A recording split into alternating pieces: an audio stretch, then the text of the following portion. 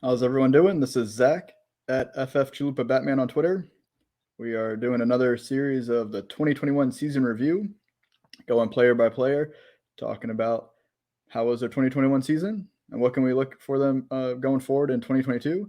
So this week's episode is Josh Jacobs. Before we get started, you are watching this on YouTube. If you could, like the video, subscribe to our YouTube channel. That helps us out a lot. We have a lot of great content coming out all season, so I would hate for you to miss that. So go ahead and subscribe. So like I said, we're going to get right into Josh Jacobs.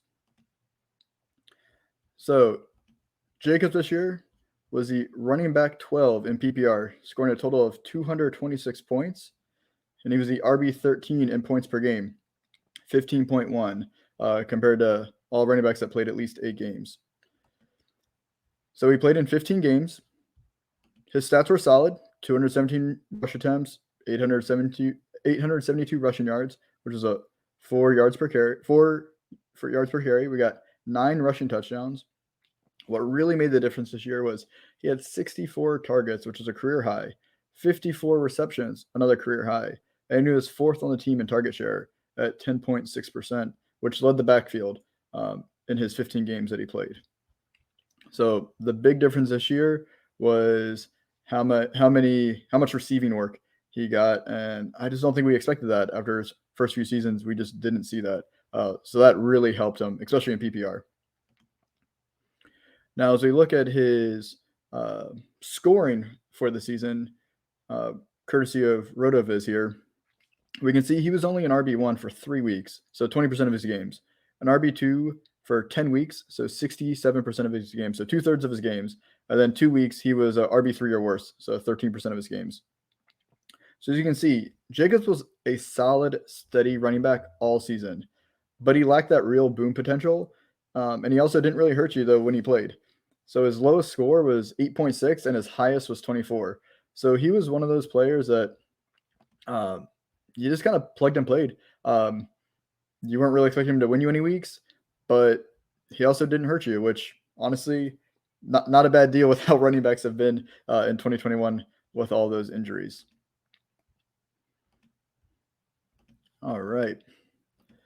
So nobody really seemed excited to draft Josh Jacobs or play him this season.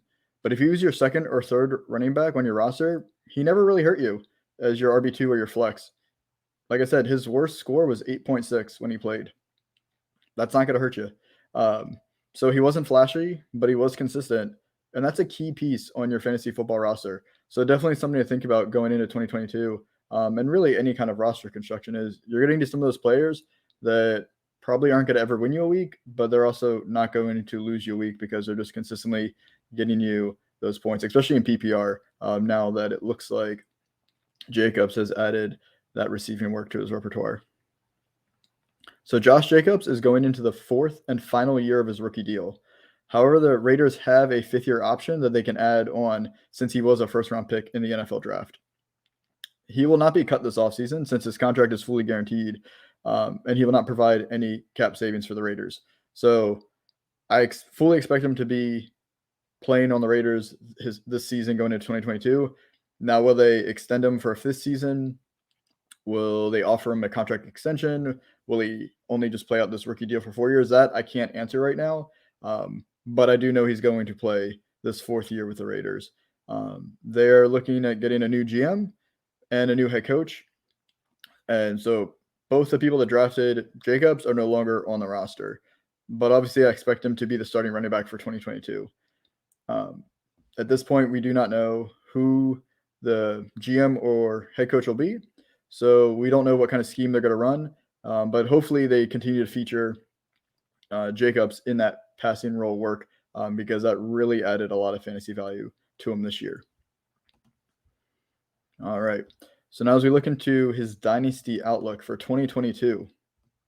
So according to DLF, Jacobs was the RB21 going into the 2021 season, and he peaked in season at RB18 in November and then finished as the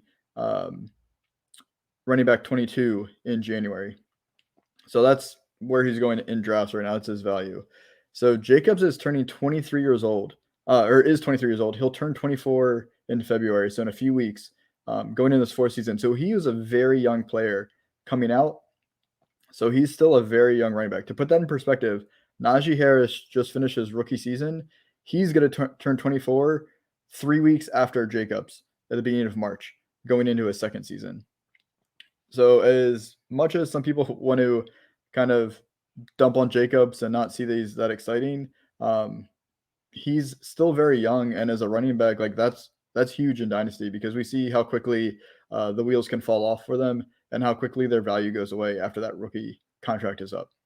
So I think that adds kind of some sneaky value to Jacobs if you're looking to acquire him.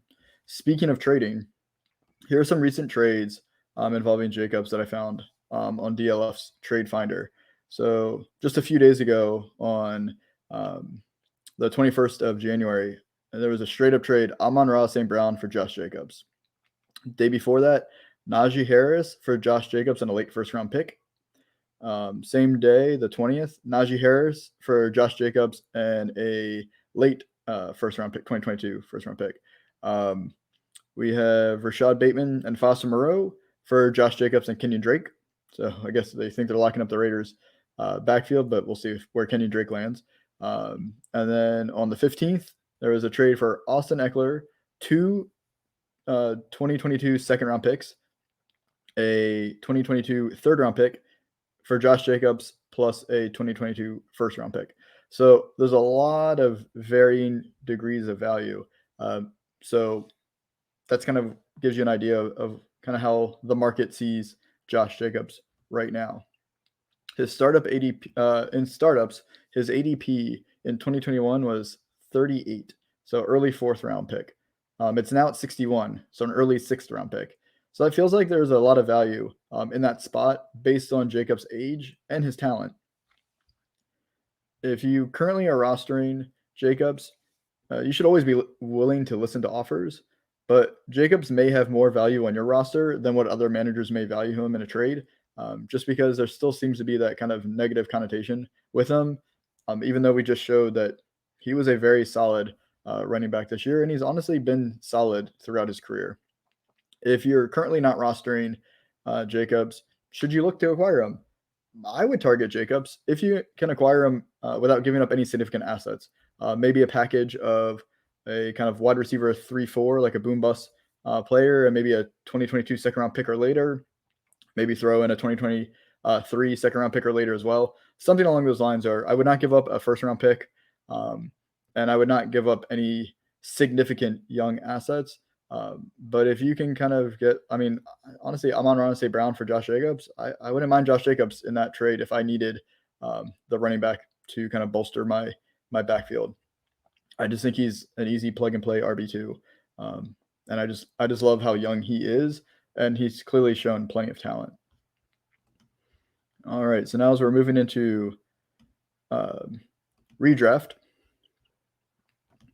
it's way too early, obviously, to speculate on his ADP, of like giving you an exact ADP, but I would expect him to be drafted at a value in 2022 just because of the negative perception people see of Jacobs.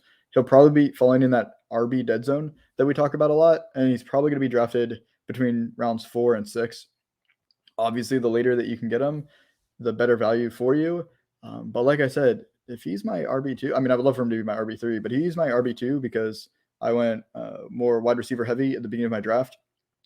I would be really happy with that start because I think he adds value that a lot of people just aren't seeing as often. And like I said, I think there's just too much hate on Josh Jacobs. So that's my review of Josh Jacobs for the 2021 season, as we also get ready for the 2022 season. If you enjoyed this video, like I said, please go ahead and like it. Please subscribe to our YouTube channel. I'll be having these videos come out every Friday. If there's a specific player that you would like me to talk about, please put them in the comments of the video. I'm happy to talk about anybody that you all want, but I do have a fun list going, so we'll be getting these out every Friday. Thanks again for your time. Have a great day, guys.